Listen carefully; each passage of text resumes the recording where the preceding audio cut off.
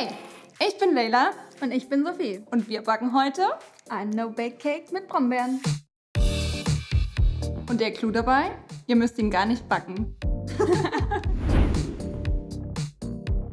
Das Besondere an dem No-Bake-Cake ist, dass wir ja Zutaten benutzen, die gar nicht gebacken werden müssen.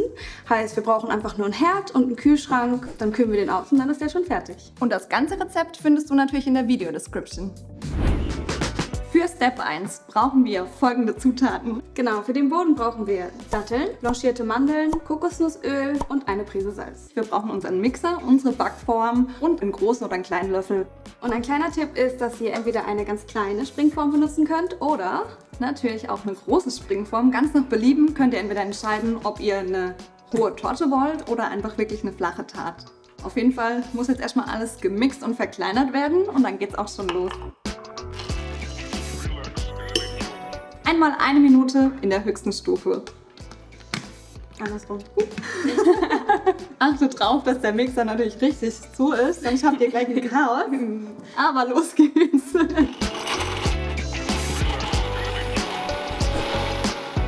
Falls ihr übrigens eine Nussallergie habt, könnt ihr natürlich die Zutaten auch austauschen. Dazu braucht ihr eigentlich nur vegane Milch, Kekse und einfach ein bisschen Margarine. Das war's auch schon mit unserem Boden. Der ist fertig und muss jetzt nur noch In den Kühlschrank für circa 1 Stunde, aber die Zeit nutzen wir natürlich und machen schon mal mit unserer Füllung gleich weiter. Wenn du mehr Inspiration für deinen Alltag suchst, Dann abonniert den Kanal.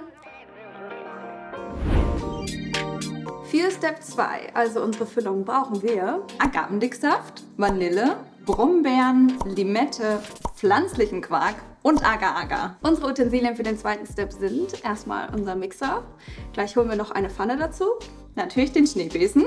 und ein Brett mit einem Messer und eine Presse für die Limette. So, wir schneiden erstmal die Limette und dann pressen wir den Saft daraus. So, jetzt haben wir unseren Limettensaft ja schon mal bereit. Also nehmen wir jetzt unsere ganzen nassen Zutaten und vermischen die mit unserem Quark. Jetzt kräftig rühren und alles zu einer glatten Masse verarbeiten.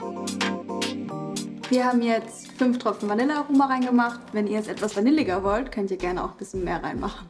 Unsere Quarkmasse ist damit auch schon fertig und jetzt geht's zu den Brombeeren.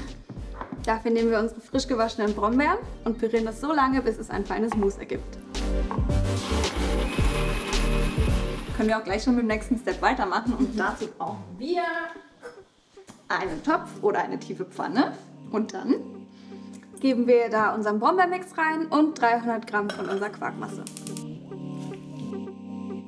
unsere Masse hat jetzt angefangen zu köcheln und jetzt kommt noch eine weitere wichtige Zutat mit rein. Und zwar benutzen wir Agar-Agar-Pulver. Und zwar nehmen wir davon 1 Esslöffel. Falls ihr die in Blättern habt, könnt ihr davon gerne 4 Stück nehmen. Wenn alles schön vermixt ist, könnt ihr den Herd einfach ausmachen, Topf vom Herd nehmen und dann kann auch schon die restliche Quarkmasse mit rein.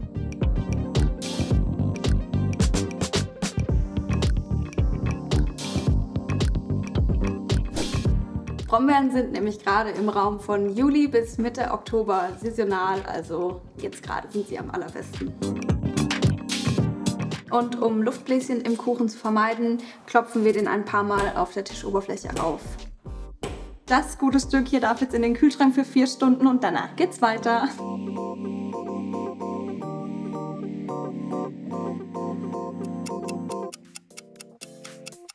So, wir haben unseren Kuchen jetzt schon dekoriert und wir haben dafür benutzt Brombeeren, Limettenscheiben, gehackte Mandeln.